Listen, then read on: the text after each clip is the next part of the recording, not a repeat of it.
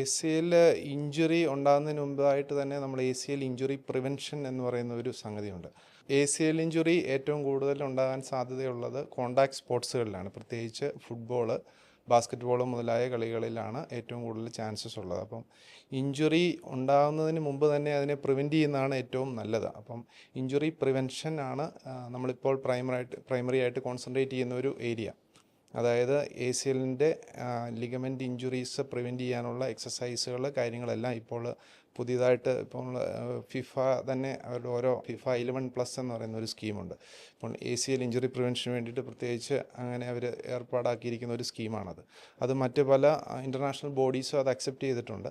അപ്പോൾ അവർ അത് ആ ഒരു പ്രോട്ടോക്കോൾ അനുസരിച്ച് നമ്മൾ എക്സസൈസുകളും കാര്യങ്ങളും ഒക്കെ ഒരു പർട്ടിക്കുലർ പീരീഡിൽ ചെയ്ത് കഴിയുമ്പോൾ ACL ഇഞ്ചുറി പ്രിവെൻഷൻ നടക്കുന്നു എന്നുള്ളതാണ് നമ്മൾ പഠനങ്ങൾ തെളിയിക്കുന്നത്. ACL ഇഞ്ചുറി ഏറ്റവും കൂടുതൽ ഉണ്ടാകുന്ന അഡോളസൻ്റ് ഏജിലാണ്, പ്രത്യേകിച്ച് അഡോളസൻ്റ് ഗേൾസിലൊക്കെയാണ്. അപ്പം യങ് സ്പോർട്സിലാണ് ഏറ്റവും കൂടുതൽ ഉണ്ടാകാൻ ചാൻസ് ഉള്ളത്. അപ്പം അവരെ കോൺസെൻട്രേറ്റ് ചെയ്ത് അത് ചെയ്യിക്കുക എന്നുള്ളതാണ്. അതായത് ഒരു പർട്ടിക്കുലർ സെറ്റ് ഓഫ് എക്സസൈസാണ് ACLനെ സ്ട്രെങ്തൻ ചെയ്യാനും ചുറ്റുമുള്ള മസിലുകളെ എല്ലാം സ്ട്രെങ്തൻ ചെയ്യാനുള്ള എക്സസൈസുകൾ ചെയ്ത് ACL ഇഞ്ചുറി പ്രിവെൻറ്റ് ചെയ്യുക എന്നുള്ളതാണ് നമ്മൾ ഒന്നാമതായിട്ട് ചെയ്യേണ്ടത്. പിന്നീട് നമുക്ക് ചെയ്യാനുള്ള കാര്യങ്ങൾ എന്ന് പറഞ്ഞാൽ സ്പോർട്സിൻ്റെ നിയമവശങ്ങൾ, അതായത് ഇപ്പം ഫൗളുകൾ വരുമ്പോഴാണ് യൂഷ്വലി നമ്മൾ കണ്ടിട്ടുണ്ട്. ഫുട്ബോൾ വേൾഡ് കപ്പിൻ്റെ ഒക്കെ സമയത്തുമൊക്കെ നമ്മൾ ഇപ്പം റീസെൻ്റായിട്ട് വേൾഡ് കപ്പൊക്കെ നമ്മൾ കണ്ടതാണ്. അപ്പം നിയമങ്ങളൊക്കെ ഇപ്പോൾ അവർ സ്ട്രിക്റ്റ് ആക്കിയിട്ടുണ്ട്. അപ്പോൾ ചെറിയ ഫൗളുകൾക്ക് തന്നെ അവർ കാർഡ് കൊടുക്കുന്ന പരിപാടികളൊക്കെ ഉണ്ട്. ഇപ്പോൾ പണ്ടെന്ന് പറഞ്ഞാൽ കുറച്ചുകൂടെ റിലാക്സ്ഡ് ആയിരുന്നു. ഇപ്പോൾ അങ്ങനെ അനുവദിക്കാതെ അതൊരു നിയമനിർമ്മാണം, അതാണ് ഏറ്റവും പ്രധാനപ്പെട്ട, പ്രത്യേകിച്ച് കോമ്പറ്റീറ്റീവ് സ്പോർട്സിൽ പ്രധാനമായിട്ടും ACL പ്രിവെൻഷന് വേണ്ടിയിട്ട് ചെയ്യുന്നത്. പിന്നെ നമ്മൾ സാധാരണ സെമി പ്രൊഫഷണലായിട്ട് കളിക്കുമ്പോഴും, അതായത് ചുമ്മാ റിക്രിയേറ്റീവായിട്ട് കളിക്കുന്ന ആൾക്കാർക്കൊക്കെ ഇഞ്ചുറി വരാനുള്ള സാധ്യത കൂടുതലുണ്ട്. അവർ പ്രോപ്പറായിട്ടുള്ള ട്രെയിനിങ് എക്സസൈസുകളൊന്നും ഇല്ലാതെ വെറുതെ കളിക്കുമ്പോഴാണ് ഇതുണ്ടാകുന്നത്. നിയമങ്ങളൊക്കെ പാലിക്കാതെയും അത് കറക്റ്റായിട്ടുള്ള നിയമങ്ങളൊക്കെ പാലിച്ച് അതിൻ്റേതായിട്ടുള്ള രീതിയിലുള്ള വാമപ്പുകൾ, സ്ട്രെങ്തനിങ് എക്സസൈസുകൾ ഇതൊക്കെ ചെയ്യുമ്പോഴാണ് പ്രിവെൻഷൻ ഉണ്ടാകുക. പിന്നെ എങ്ങനെയൊക്കെ ചെയ്താലും കുറച്ച് വരാം. നമ്മൾ അത് പ്രിവെൻറ്റ് ചെയ്യാൻ നമുക്ക് കുറച്ച് പാടുള്ള ഒരു ഏരിയ ആണ്. എങ്കിൽ പോലും നമ്മൾ ഈ ഏരിയാസിലൊക്കെ ശ്രദ്ധിച്ചാൽ, അതായത് പ്രോപ്പറായിട്ടുള്ള വാമപ്പുകൾ, കോമൺ ആയിട്ട് ഇപ്പോൾ റിക്രിയേഷണൽ സ്പോർട്സിൽ ഏർപ്പെടുന്ന ആൾക്കാർക്ക് പ്രത്യേകിച്ച് വേറെ എക്സസൈസ് ഒന്നും ഇല്ലാതെ പെട്ടെന്ന് കളിക്കുമ്പോഴാണ് ഇതുണ്ടാകുന്നത്. അപ്പം അങ്ങനെ നമ്മളത് നോക്കി ശ്രദ്ധിച്ച് ചെയ്താൽ, അതായത് അതായത് കളിക്കുന്നതിന് മുമ്പായിട്ട് വാമപ്പ്, കളി കഴിഞ്ഞിട്ടുള്ള വാം ഡൗൺ, ഇതൊക്കെ ഭയങ്കരമായിട്ട് പ്രധാനപ്പെട്ട കാര്യങ്ങളാണ്. പിന്നെ സ്ട്രെങ്തനിങ്, അതായത് ചുറ്റുമുള്ള മസിൽസിനെ എല്ലാം സ്ട്രെങ്തൻ ചെയ്യുക, പ്രോപ്പറായിട്ടുള്ള ഫിറ്റ്നസ് മെയിൻറ്റെയിൻ ചെയ്യുക എന്നൊക്കെയുള്ളതാണ് നമുക്കിതിനെ പ്രിവെൻറ്റ് ചെയ്യാനുള്ളത്. മൊബിലിറ്റി എക്സസൈസൊക്കെ ചെയ്ത് പെട്ടെന്ന് മൂവ്മെൻറ്റ്സ് വരുമ്പോഴാണ്, സഡൻ പിവോട്ടിങ് ആക്ഷൻ വരുമ്പോഴാണ് ഇഞ്ചുറി ഉണ്ടാകാനുള്ള സാധ്യത കൂടുതലുള്ളത്. അപ്പം അതിനെ നമ്മൾ പ്രിവെൻറ്റ് ചെയ്യുക. പിന്നെ ഒരു ഏജ് കഴിഞ്ഞാൽ, അതായത് ഒരു 40+ ഏജിലൊക്കെ നമ്മൾ ഇപ്പോൾ ടർഫുകളൊക്കെ ഒത്തിരി കൂടി വരുന്ന അവസരങ്ങളിൽ കളികളൊക്കെ ഒത്തിരി കൂടുന്നുണ്ട്, ആൾക്കാരൊക്കെ കളിയിലേക്ക് വീണ്ടും താല്പര്യമായിട്ട് ഇറങ്ങുന്നുണ്ട്. അപ്പോൾ ഇതാണ്, ഇഞ്ചുറി കൂടാനുള്ള സാധ്യതയുണ്ട്. ഏജ് കൂടുമ്പോൾ ഇഞ്ചുറി കൂടാനുള്ള ചാൻസസ് ഉണ്ട്. അപ്പോൾ നമ്മൾ ആ ഒരു രീതിയിലേക്ക് നമ്മൾ എന്താണ് പറയുന്നത്, കുറച്ചുകൂടെ ശ്രദ്ധ കേന്ദ്രീകരിച്ച് കളിയുടെ ഭയങ്കര അഗ്രസീവ് ആകാതെ സൂക്ഷിച്ച് കളിക്കുക എന്നുള്ളതാണ് ഒരു കാര്യം. പിന്നെ നമ്മൾ പല ഏജിലുള്ളവർ ഒരുമിച്ച് കളിക്കുമ്പോൾ ഇഞ്ചുറി ഉണ്ടാകാനുള്ള ഒരു ചാൻസ് ഉണ്ട്. അപ്പം നമ്മുടെ ഏജുമായിട്ട് ഒക്കെ താരതമ്യപ്പെടുത്തി വേണം നമ്മൾ കളിക്കാനായിട്ട്. അതായത് ഇപ്പം തീരെ ചെറുപ്പമായി ഭയങ്കരമായിട്ട് അഗ്രസീവായിട്ട് കളിക്കുന്ന 20 വയസ്സ് താഴെയുള്ള പയ്യന്മാർ കളിക്കുന്ന കൂട്ടത്തിൽ പോയിട്ട് ഒരു 45 വയസ്സുള്ള ആൾ കളിച്ചു കഴിഞ്ഞാൽ ഇഞ്ചുറി ഉണ്ടാകാനുള്ള ചാൻസസ് കൂടുതലാണ്. അപ്പം ഏജ് മാച്ചിങ് ആയിട്ടും അങ്ങനെ നമ്മൾ കളിക്കാനും ശ്രദ്ധിച്ചാൽ നല്ലതായിരിക്കും. നമ്മളിപ്പം വേൾഡ് കപ്പിൽ പരിക്ക് പറ്റുന്ന ഒരു അത്ലറ്റ്, അതായത് ഒരു പ്ലെയറിനെ സംബന്ധിച്ചിടത്തോളം അയാളുടെ താല്പര്യം എന്ന് പറഞ്ഞാൽ എത്രയും വേഗം പരിക്ക് മാറി ആ ടീമിനൊപ്പം ചേർന്ന് ആ ടീമിൻ്റെ വിജയത്തിൽ പങ്കാളിയാകുക എന്നുള്ളതാണല്ലോ അവരുടെ എല്ലാവരുടെയും ഒരു ആഗ്രഹമാണ്. 4 വർഷം കൂടിയാണ് ഒരു വേൾഡ് കപ്പ് നടക്കുക. അപ്പം അതിൽ പങ്കാളിയാകുക എന്ന് പറയുന്നത് തന്നെ അവർക്ക് ഭയങ്കര ഒരു മോട്ടിവേഷനാണ്. അപ്പോൾ ഇതെങ്ങനെ സാധിക്കുന്നു എന്നുള്ളത് ഒരു ചോദ്യമാണ്. അപ്പം നമ്മുടെ നാട്ടിലൊക്കെ ആണെങ്കിൽ ഇപ്പോൾ ഒരാൾ ഇഞ്ചുറി വന്നു കഴിഞ്ഞാൽ കുറേ നാളത്തേക്ക്, അതായത് ഒരു 2-3 മാസത്തേക്ക് അയാളെ പിന്നെ കളിക്കാനൊന്നും അയാൾക്ക് സാധിക്കില്ല. ഒരു ആങ്കിൾ ഇഞ്ചുറി, ഫോർ എക്സാമ്പിൾ ഒരു ആങ്കിളിൻ്റെ ഒരു സ്പ്രെയിനോ അല്ലെങ്കിൽ ഒരു മസിൽ ഇഞ്ചുറി വന്നു കഴിഞ്ഞാൽ, ഒരു ഹാംസ്ട്രിങ് ഇഞ്ചുറി, ഇപ്പോൾ ഒരാളുടെ കളിക്കുമ്പോൾ അയാളുടെ ഹാംസ്ട്രിങ് വലിഞ്ഞു, അല്ലെങ്കിൽ ഒരു മസിൽ ഇഞ്ചുറി വന്നു, അല്ലെങ്കിൽ ആങ്കിൾ ട്വിസ്റ്റായിട്ട് ഒരു ഉളുക്ക് വന്നു. അപ്പോൾ അങ്ങനെയൊക്കെ ഉള്ളപ്പോൾ നമ്മൾ എന്തായാലും അയാൾക്കൊരു പൂർണ്ണ ഫിറ്റ്നസ്സിലേക്ക് കളിക്കണമെങ്കിൽ മിനിമം നമ്മുടെ നാട്ടിലൊരു 3-4 മാസമെങ്കിലും എടുക്കും. അപ്പോൾ ഇവിടെയാണ് നമ്മുടെ സ്പോർട്സ് മെഡിസിനും സ്പോർട്സ് റീഹാബും അതിനകത്ത് വ്യത്യാസം വരുത്തുന്നത്. അതായത് സൂപ്പർവൈസ്ഡ് ആയിട്ടുള്ള സ്പോർട്സ് റീഹാബിലിറ്റേഷൻ പരിപാടികളാണ് അവർ ചെയ്യുക. അപ്പം അവരാദ്യം തന്നെ അത് ഇവാലുവേറ്റ് ചെയ്യും, അയാളുടെ പരിക്ക് എത്രമാത്രം ഉണ്ടെന്നുള്ളത്. അപ്പോൾ ഒരു സർജറി വേണ്ട പരിക്കൊക്കെ ആണെങ്കിൽ പ്രൊഫഷണൽ എലൈറ്റ് അത്ലറ്റ്സ് ആണ്, അവർക്ക് അപ്പം തന്നെ സർജറി ചെയ്യുക എന്നുള്ളതാണ് അവരുടെ പ്രോട്ടോക്കോൾ. കാരണം സർജറി ഇല്ലാതെ അവർ കൺസർവേറ്റീവായിട്ട് അവർക്ക് ഒത്തിരി ടൈം കളയാനില്ല. അപ്പോൾ അവർ എലൈറ്റ് അത്ലറ്റ്സിനെ അവർ ആദ്യം തന്നെ ഇവാലുവേറ്റ് ചെയ്ത്, ഇപ്പോൾ സർജറി വേണ്ട ഒരു സംഗതി ആണെങ്കിൽ അവർ ഡെഫിനറ്റീവ് ആയിട്ടും പെട്ടെന്ന് തന്നെ ചെയ്ത് അയാളെ എത്രയും പെട്ടെന്ന് റിക്കവർ ചെയ്യിക്കുക എന്നുള്ളതാണ് അവരുടെ പ്രോട്ടോക്കോൾ.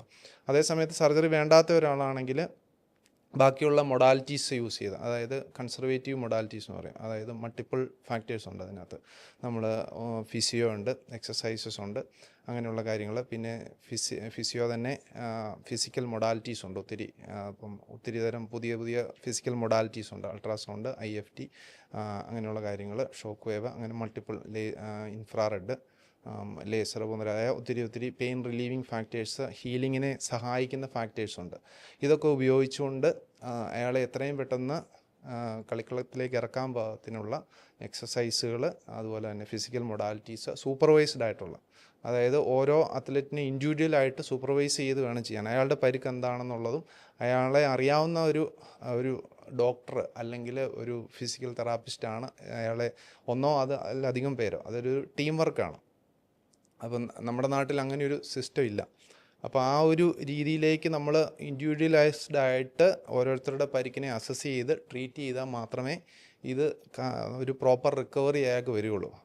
അതേസമയം നമ്മൾ അയാൾ എന്തുമാത്രം പരിക്ക് അയാൾക്കുണ്ടോ അതിനനുസരിച്ചുള്ള റിക്കവറി അയാൾക്ക് കിട്ടുകയുള്ളൂ.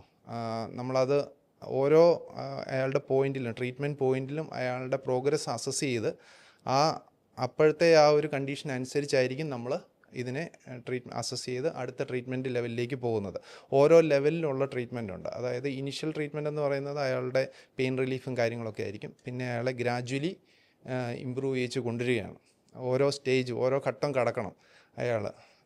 അതായത് അയാൾക്ക് നടക്കാറാവണം, അയാൾക്ക് ജോഗ് ചെയ്യാറാവണം, അയാൾക്ക് അടുത്ത ലെവലിലേക്കുള്ള എക്സസൈസുകൾ ചെയ്യാറാവണം, ജമ്പിങ്, പ്ലയോമെട്രിക് എക്സസൈസസ് ചെയ്യാനാണ്, അയാൾക്ക് ബാലൻസ് ട്രെയിനിങ് വേണം. ഇപ്പോൾ ഒരു ജോയിൻറ്റ് ഇഞ്ചുറി ആയി കഴിഞ്ഞാൽ അയാൾക്ക് അതിൻ്റെ ബാലൻസ് പൊസിഷൻ സെൻസൊക്കെ പോകും, അത് കിട്ടണം. പിന്നെ സ്ട്രെങ്ത് ഡെവലപ്പ് ചെയ്യണം, അയാളൊരു ഗ്രൗണ്ടിലേക്ക് പ്രാക്ടീസ് ചെയ്യാനുള്ള ഒരു ലെവലിലേക്ക് വരണം, പിന്നെ ഒരു പെർഫോമൻസ് ലെവലിലേക്ക് വരണം. ഇതാണ് പല സ്റ്റേജാണ്. ഈ ഘട്ടങ്ങളെല്ലാം പ്രോപ്പറായിട്ട് അസസ് ചെയ്ത് അതിനൊരു പീരീഡ് നിശ്ചയിച്ച് അതിനനുസരിച്ച് കാര്യങ്ങൾ ചെയ്താൽ മാത്രമേ ആ ഒരു പർട്ടിക്കുലർ പീരീഡിൽ അയാൾക്ക് കളിക്കാൻ സാധിക്കുള്ളൂ. ആ ഒരു വ്യത്യാസമാണ് നമ്മളും അവരും തമ്മിലുള്ളത്. സ്പോർട്സ് ഇഞ്ചുറീസ് ഈ റിക്രിയേഷണൽ അത്ലറ്റ്സിൽ ഉണ്ടാകാനുള്ള സാധ്യത എപ്പോഴും ഭയങ്കര കൂടുതലാണ്. അതായത് ഒരു പ്രൊഫഷണൽ അത്ലറ്റ് അല്ലെങ്കിൽ ഒരു പ്രൊഫഷണൽ പ്ലെയർ ആകുമ്പോൾ അവർ റെഗുലറായിട്ടുള്ള അവർക്ക് വാമപ്പ് കാര്യങ്ങളെല്ലാം ഉണ്ടാവും, അവർക്ക് സ്ട്രെങ്ത് ട്രെയിനിങ് ഉണ്ടാവും, അവർക്ക് അതുമായിട്ട് ആ കളിയുടെ സ്ട്രെസ്സ് താങ്ങാനുള്ള കപ്പാസിറ്റി അവർക്ക് ഡെവലപ്പ് ചെയ്യത്തക്ക രീതിയിലുള്ള എക്സസൈസുകൾ അവർ നേരത്തെ ചെയ്ത് അത് ബിൽഡപ്പ് ചെയ്താണ് അവരത് കളിക്കുന്നത്. പക്ഷേ ഒരു റിക്രിയേഷണൽ അത്ലറ്റ്സ്, അതായത് ഇടയ്ക്കിടയ്ക്ക് കളിക്കുന്ന ആൾക്കാർ, മറ്റ് എക്സസൈസുകളൊന്നും ഇല്ലാതെ, ഫോർ എക്സാമ്പിൾ നമ്മളൊരു ബാഡ്മിൻ്റൺ പ്ലെയർ അല്ലെങ്കിൽ ഇടയ്ക്കിടയ്ക്ക് ഫുട്ബോൾ കളിക്കുന്ന ഒരാൾ, അപ്പോൾ ഇവർക്കൊക്കെ ഇഞ്ചുറീസ് ഉണ്ടാകാനുള്ള ചാൻസസ് ഭയങ്കര കൂടുതലാണ്. കാരണം ഓൾറെഡി അവരുടെ മസിൽ സ്ട്രെങ്ത് അവർക്ക് ഡെവലപ്ഡ് അല്ല. അവർ ഓൾറെഡി പോയി കിടക്കുന്ന ഒരു മസിൽ സ്ട്രെങ്ത് അല്ലെങ്കിൽ ഒരു ഡെവലപ്പ് ചെയ്യാത്തൊരു മസിൽ വെച്ചിട്ടായിരിക്കും അവർ കളിക്കുക. അപ്പോൾ അവർക്ക് മസിൽ ഇഞ്ചുറീസ്, ഇതുപോലെ ടെൻഡൻ ഇഞ്ചുറീസ്, അങ്ങനെയുള്ള ഇഞ്ചുറീസും മറ്റ് ജോയിൻറ്റ് ലിഗമെൻറ്റ്സ് ഇഞ്ചുറീസിനും ഒക്കെ ഉള്ള സാധ്യതകൾ ഭയങ്കര കൂടുതലാണ്. അവർ ടോണ്ടല്ല, അതാണ് അതിൻ്റെ അകത്തെ കാര്യം. അതായത് ഈ കളിക്കാനുള്ള ആ കളി മാത്രമേ അവർ ചെയ്യുന്നുള്ളൂ. കളി എന്ന് പറയുന്നത് ഒരു ഓൾ ഔട്ട് പ്രക്രിയയാണ്. അവിടെ വേറെ നമുക്ക് കുറച്ച് കളി, കൂടുതൽ കളി എന്നൊന്നുമില്ല. കളിയുടെ വാശിയിൽ നമ്മൾ കൂടുതൽ കളിക്കും. അപ്പം നമ്മൾ ഓൾ ഔട്ട് കളിക്കുക എന്നുള്ളതാണ് നമ്മൾ ഉദ്ദേശിക്കുന്നത്. മറ്റൊരാളുമായിട്ടുള്ള ഒരു കളി എന്ന് പറയുമ്പോൾ ഇപ്പോഴും ഒരു കോമ്പറ്റീഷനാണല്ലോ. അപ്പം നമ്മളെപ്പോഴും ജയിക്കാൻ നോക്കും. ജയിക്കണമെങ്കിൽ നമ്മൾ മാക്സിമം എഫേർട്ട് ഇടണം. ഓപ്പോണൻറ്റിനേക്കാളും കൂടുതൽ എഫേർട്ട് ഇട്ടാൽ മാത്രമേ നമുക്ക് ജയിക്കാൻ സാധിക്കുള്ളൂ. അപ്പം നമ്മളവിടെ നമ്മുടെ ആരോഗ്യത്തെ ഒന്നും നമ്മൾ നോക്കുന്നില്ല. അപ്പോൾ അങ്ങനെയുള്ള ഒരു സിറ്റുവേഷനിൽ നമുക്ക് കൂടുതൽ ഇഞ്ചുറീസ് വരാനുള്ള സാധ്യതയാണ്. നമ്മൾ ഓവർ വർക്ക് ചെയ്യുമ്പോഴത്തേക്കും ഇഞ്ചുറി വരും. അത് താങ്ങാനുള്ള കപ്പാസിറ്റിയെ മസിലിനോ ജോയിൻറ്റിനോ അല്ലെങ്കിൽ ലിഗമെൻസിനോ ഒന്നും ഇല്ലാതെ വരുമ്പോഴാണ് ഇഞ്ചുറി വരിക. അപ്പോൾ ആ ഒരു അവസ്ഥയിൽ നമ്മൾ ശ്രദ്ധിക്കേണ്ടതായിട്ടുള്ള കാര്യം എന്ന് പറയുന്നത്, നമ്മൾ ഒന്നെങ്കിൽ ആ കളി ലിമിറ്റ് ചെയ്യുക എന്നുള്ളതാണ്. ഒത്തിരി നീണ്ടു പോകാതെ നോക്കുക. അപ്പം അങ്ങനെ കളിക്കുന്നവരെ സംബന്ധിച്ചിടത്തോളം പിന്നെ നമ്മൾ ശ്രദ്ധിക്കേണ്ട മറ്റൊരു ഏരിയ എന്ന് പറയുന്നത് നമ്മൾ വാം ആകുക എന്നുള്ളതാണ്. വാമപ്പ് പ്രോപ്പറായിട്ട് ചെയ്യുക. നമ്മൾ കളിക്കുന്നതിന് മുമ്പായിട്ട് നമ്മുടെ മസിൽസ് എല്ലാം ഒന്ന് സ്ട്രെച്ച് ചെയ്യുകയും അതുപോലെ തന്നെ ഈ പറഞ്ഞ പോലെ വാമായി ചൂടായി നിൽക്കുമ്പോൾ ഇഞ്ചുറി വരാനുള്ള സാധ്യതകൾ കുറവാണ്. അതുപോലെ തന്നെ ഒരു പ്രധാനപ്പെട്ട കാര്യമാണ് പെട്ടെന്ന് കളിച്ചിട്ട് പോവുക എന്നുള്ളത്. അത് നമ്മുടെ നാട്ടിലൊരു ശീലമാണ്. വർത്തമാനമൊക്കെ പറഞ്ഞ് ഇരിക്കുകയും ഈ കളിയെ പറ്റിയുള്ള ചർച്ചകൾ ഇതൊക്കെയാണ് യൂഷ്വലി സംഭവിക്കുന്നത് കളി കഴിഞ്ഞിട്ട്. പക്ഷേ ആ ഒരു സമയം ഒരു 5-10 മിനിറ്റ് നമ്മൾ കളി കഴിഞ്ഞിട്ടൊന്ന് വാം ഡൗൺ ചെയ്യുവാണെങ്കിൽ അത് വളരെ നല്ലതായിരിക്കും. വാം ഡൗൺ എന്ന് പറഞ്ഞാൽ നമ്മൾ ചൂടായി നിൽക്കുന്ന മസിൽസിനെ എല്ലാം തണുപ്പിച്ച് പഴയ രീതിയിലേക്ക് ഒന്ന് ആക്കി എടുത്തു കഴിഞ്ഞാൽ മസിലിൻ്റെ പിടുത്തങ്ങൾ, ക്രാംസുകളെല്ലാം നമുക്ക് ഒഴിവാക്കാൻ പറ്റും. പിന്നെ നമ്മൾ ശ്രദ്ധിക്കേണ്ട ഒരു ഏരിയ എന്ന് പറഞ്ഞാൽ ഒത്തിരി വിയർക്കുന്ന സിറ്റുവേഷൻ നമ്മുടെ നാട്ടിലുണ്ട്, ചൂടാണ്. അപ്പോൾ ഒത്തിരി വിയർത്ത് പോയി കഴിഞ്ഞാൽ ഇലക്ട്രോലൈറ്റ് എല്ലാം പോയി കഴിയുമ്പോൾ ക്രാംസിനുള്ള സാധ്യതകൾ ഭയങ്കര കൂടുതലാണ്. അപ്പം ആഡിക്വേറ്റ് ആയിട്ടുള്ള ഹൈഡ്രേഷൻ മെയിൻറ്റെയിൻ ചെയ്യുക. ഇപ്പോൾ അടുത്ത ദിവസം കളിക്കേണ്ട ആളാണെങ്കിൽ ഇലക്ട്രോലൈറ്റ് ഇംബാലൻസുകൾ വന്നു കഴിഞ്ഞാൽ വീണ്ടും ക്രാംസിനുള്ള ചാൻസസ് കൂടും. മസിൽ ഓൾറെഡി ഫറ്റീഗ്ഡ് ആയിട്ടിരിക്കുകയാണ്. അപ്പോൾ നമ്മൾ ആഡിക്വേറ്റ് ആയിട്ടുള്ള ഹൈഡ്രേഷൻ ചെയ്യുക, ഇലക്ട്രോലൈറ്റുകൾ ഇംബാലൻസുകൾ മാറ്റുക. എന്ന് പറഞ്ഞാൽ നമ്മൾ പ്ലെയിൻ വാട്ടർ കുടിച്ചു കഴിഞ്ഞാൽ ഇലക്ട്രോലൈറ്റ് ഇംബാലൻസ് മാറുന്നില്ല. അപ്പോൾ കുറച്ച് സോൾട്ടഡ് ആയിട്ടുള്ള കാര്യങ്ങളെല്ലാം കൂടുതൽ ഉപയോഗിച്ച് അങ്ങനെ ആ ഒരു രീതിയിലേക്ക് നമ്മൾ ഒരു ഹാബിറ്റ് ഉണ്ടാക്കിയെടുക്കുകയാണെങ്കിൽ നമുക്ക് ഇഞ്ചുറി കുറേയൊക്കെ നമുക്ക് പ്രിവെൻറ്റ് ചെയ്യാൻ പറ്റും. പിന്നെ ഇടയ്ക്ക് ഇതല്ലാതെ, അതായത് നമ്മൾ കളിക്കുന്ന ഇപ്പോൾ ഒരു ഫുട്ബോൾ കളിക്കുന്നവരാണ്, അല്ലെങ്കിൽ ഇടയ്ക്ക് ബാഡ്മിൻ്റൺ കളിക്കുന്നവരാണെങ്കിൽ ഇടയ്ക്ക് എന്തെങ്കിലും കുറച്ച് സ്ട്രെങ്ത് ട്രെയിനിങ് കൂടെ, അല്ലെങ്കിൽ അതുപോലെ തന്നെ ചെറിയൊരു ഫിറ്റ്നസ് ട്രെയിനിങ് കൂടെ ചെയ്താൽ നല്ലതായിരിക്കും. ഒരു ആഴ്ചയിൽ ഒത്തിരി ഒന്നും ചെയ്യണമെന്നില്ല. ഇപ്പം എല്ലാവരും പ്രൊഫഷണൽ ആയിട്ടുള്ള ആൾക്കാരൊക്കെ വർക്ക് ചെയ്യുന്നവരൊക്കെ ആണെങ്കിൽ അവർക്ക് ഒത്തിരി ടൈമൊന്നുമില്ല സ്പെൻഡ് ചെയ്യാനായിട്ട് ഇതിന് വേണ്ടിയിട്ട്. അപ്പം ആഴ്ചയിൽ ഒരു 3 മണിക്കൂറോ അല്ലെങ്കിൽ ഒരു 4 മണിക്കൂറോ ഒക്കെ സ്പെൻഡ് ചെയ്താൽ മതി. നമ്മൾ കളിയുണ്ട്, കളി മാത്രം കൊണ്ട് സ്ഥിരം അത് ഒരേ കാര്യങ്ങൾ നമ്മൾ ചെയ്തുകൊണ്ടിരിക്കുമ്പോഴത്തേക്കും അത് വീക്കാവും, ഇഞ്ചുറി വരാനുള്ള സാധ്യത കൂടും. പക്ഷേ മൊത്തത്തിൽ ജനറലായിട്ട് ബോഡിക്ക് വേണ്ടിയിട്ടുള്ള കാര്യങ്ങൾ ചെയ്തു കഴിഞ്ഞാൽ അത് വളരെ നല്ലതായിരിക്കും. ഇഞ്ചുറി പ്രിവെൻഷന് നമുക്ക് കുറേയൊക്കെ അധികം ഹെൽപ്പ് ചെയ്യും. കോണ്ടാക്ട് സ്പോർട്സുകൾ എപ്പോഴും ഇഞ്ചുറി വരുത്താനുള്ള സാധ്യതകളുണ്ട്. അതായത് ഇപ്പോൾ ഫുട്ബോൾ വളരെ നല്ലൊരു കളിയാണ്, പക്ഷേ എങ്കിൽ ഒരു കോണ്ടാക്ട് സ്പോർട്സാണ്. അപ്പോൾ ഒരു കോണ്ടാക്റ്റ് വരുമ്പോൾ ഇഞ്ചുറി വരാനുള്ള ചാൻസസ് കൂടും. അതേ സമയത്ത് നമുക്ക് കോണ്ടാക്റ്റ് വരാത്ത രീതിയിലുള്ള, ഇപ്പോൾ ഒരു ഫിറ്റ്നസ്സാണ് നമ്മൾ ഉദ്ദേശിക്കുന്നതെങ്കിൽ നമുക്ക് മറ്റ് ഇഞ്ചുറി വരാത്ത രീതിയിലുള്ള ഒത്തിരി കാര്യങ്ങളുണ്ട്. ഫോർ എക്സാമ്പിൾ സ്വിമ്മിങ് ആണെങ്കിൽ നമുക്കൊരു ഓൾ ബോഡി എക്സസൈസാണ്. അപ്പോൾ അത് വേറെ ഒരാളുമായിട്ടും കോണ്ടാക്റ്റ് വരുന്നില്ല, നമുക്ക് വേണ്ടത്ര സ്വിമ്മ് ചെയ്യാം, നമ്മൾ മടുത്ത് കഴിയുമ്പോൾ നിർത്താം. അപ്പം പിന്നെ അത് നമുക്ക് ഗ്രാജ്വലി ഇമ്പ്രൂവ് ചെയ്യാം. പിന്നെ അതുപോലെ തന്നെ നമുക്ക് ജോഗിങ് അങ്ങനെയുള്ള കാര്യങ്ങൾ, ഇതെല്ലാം ഞാൻ കുറച്ച് ഏജ്ഡ് ആയിട്ടുള്ള കാര്യങ്ങളാണ് പറയുന്നത്. ഏജ് ഒരു 40+ അല്ലെങ്കിൽ ഒരു 50+ ആയിട്ടുള്ള ആൾക്കാർക്ക് അത് ഇഞ്ചുറി വരാത്ത രീതിയിൽ നമുക്ക് ട്രെയിനിങ് ചെയ്യാനുള്ള, പിന്നെ നമുക്ക് എയറോബിക് ആയിട്ടുള്ള ആക്ടിവിറ്റീസ്, എക്സസൈസസ്, ജിമ്മിൽ ചെയ്യുന്ന കാര്യങ്ങൾ അത് കൺട്രോൾഡായിട്ട് ചെയ്യുക എന്നുള്ളതാണ്. എല്ലാവർക്കും എല്ലാം ചെയ്യാമെന്നല്ല ഞാൻ ഉദ്ദേശിക്കുന്നത്. കൺട്രോൾഡായിട്ട് നമുക്ക് ചെയ്യാൻ പറ്റുന്ന ചെറിയ വെയ്റ്റ് ട്രെയിനിങ്ങുകൾ, അതുപോലെ തന്നെ mobility exercises, core strengthening exercises. ഇപ്പം നമുക്ക് കോമൺ ആയിട്ട് കണ്ടുവരുന്നത് ഒത്തിരി ഈ പറയുന്ന പോലെ നടുവിനുള്ള വേദനകൾ, കഴുത്തിനുള്ള വേദനകൾ, ജോലി സംബന്ധമായിട്ട് വരുന്ന വേദനകളൊക്കെയാണ്. അപ്പോൾ ഇതിനെയൊക്കെ പ്രിവെൻറ്റ് ചെയ്യാനായിട്ട് അവിടെ എല്ലാം സ്ട്രെങ്ത് ഡെവലപ്പ് ചെയ്യുക എന്നുള്ളതാണ് നമ്മൾ ഉദ്ദേശിക്കുന്നത്. സ്ട്രെങ്തും മൊബിലിറ്റിയും കൂടി കഴിഞ്ഞാൽ ഈ പറയുന്ന വേദനകൾക്കെല്ലാം ഒരു പരിഹാരമാവും. അപ്പോൾ അതിനെ ആ ഒരു ഏരിയാസിനെ, അതായത് നമ്മുടെ നട്ടെല്ല്, നമ്മുടെ കഴുത്തിൻ്റെ ഏരിയാസ്, ഇതിനെല്ലാം കോൺസെൻട്രേറ്റ് ചെയ്തിട്ടുള്ള കോർ സ്ട്രെങ്തനിങ് എക്സസൈസുകളൊക്കെ ഉണ്ട്. അതെല്ലാം നമ്മൾ ഇതിൻ്റെ കൂടെ, അതായത് നമ്മളിപ്പോൾ ഒരു warm up exercise program, mobility exercise, ഇതിൻ്റെ ഭാഗമായിട്ട് കുറച്ച് സ്ട്രെങ്ത് ട്രെയിനിങ്ങൂടെയൊക്കെ ചെയ്ത് കഴിഞ്ഞാൽ വലിയ ഇഞ്ചുറി ഇല്ലാതെ, നമുക്ക് ഇഞ്ചുറി വരാതെ എന്നാൽ സ്ട്രെങ്ത് ഡെവലപ്പ് ചെയ്ത് അങ്ങനെ ഒരു നല്ലൊരു ഫിറ്റ്നസ് ഇതിലേക്ക് പോകാൻ പറ്റും. സ്വിമ്മിങ് വളരെ നല്ലതാണ്, ഈ പറഞ്ഞ പോലെ. മറ്റ് ജോഗിങ്ങുകൾ, പിന്നെ സൈക്ലിംഗ് എക്സസൈസസ്, അങ്ങനെയുള്ള കാര്യങ്ങൾ. പിന്നെ ജിമ്മിൽ തന്നെ ഇപ്പം പഴയ രീതിയിലുള്ള ട്രെയിനിങ്ങിൽ നിന്ന് ഒത്തിരി മാറി ചിന്തിക്കുന്ന ആൾക്കാരുണ്ട്. പണ്ട് ഒരു വെയിറ്റ് എടുത്ത് ചെയ്യുക എന്നുള്ളതാണ് ജിമ്മിൽ പോകാനുള്ള ഉദ്ദേശം. അതായത് കുറേ വെയിറ്റ് എടുത്ത് കഷ്ടപ്പെട്ട് വെയിറ്റ് ചെയ്യുക, കൈക്കും കാലിനും കുറച്ച് ചെയ്ത് കുറച്ച് മസിൽ പെരുപ്പിക്കുക എന്നുള്ള ഉദ്ദേശമായിരുന്നു പണ്ടത്തെ ആൾ. ഇപ്പം അതല്ല, ഇപ്പം കൂടുതലും ഒരു മൊബിലിറ്റി കം സ്ട്രെങ്ത് ട്രെയിനിങ് അങ്ങനെയുള്ള ഒരു ഏരിയയിലേക്ക് ഇത് വരാൻ തുടങ്ങിയിട്ടുണ്ട്. പല ജിമ്മിലും അത് സ്റ്റാർട്ട് ചെയ്തിട്ടുണ്ട്, എക്സസൈസ് പ്രോഗ്രാംസൊക്കെ.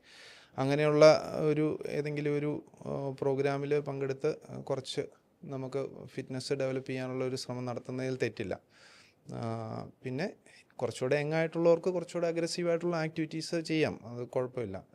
ഒരു 40+ കഴിഞ്ഞ ആൾക്കാരുടെ കാര്യമാണ് ഞാനിപ്പോൾ ഉദ്ദേശിച്ചത്.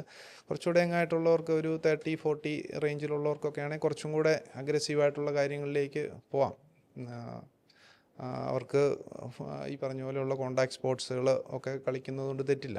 അത് പക്ഷേ ഒരു കൺട്രോൾഡ് ആക്ടിവിറ്റീസ് ആയിരിക്കണമെന്നേ ഉള്ളൂ. ഇഞ്ചുറി വരാതെ നോക്കുക എന്നുള്ളതാണ് ഏറ്റവും പ്രധാനപ്പെട്ട കാര്യം. ഇഞ്ചുറി വന്നു കഴിഞ്ഞ് അതിനെ ട്രീറ്റ് ചെയ്യുന്നതിലും നല്ലത് ഇഞ്ചുറി വരാതെ നോക്കുക എന്നുള്ളതാണ്.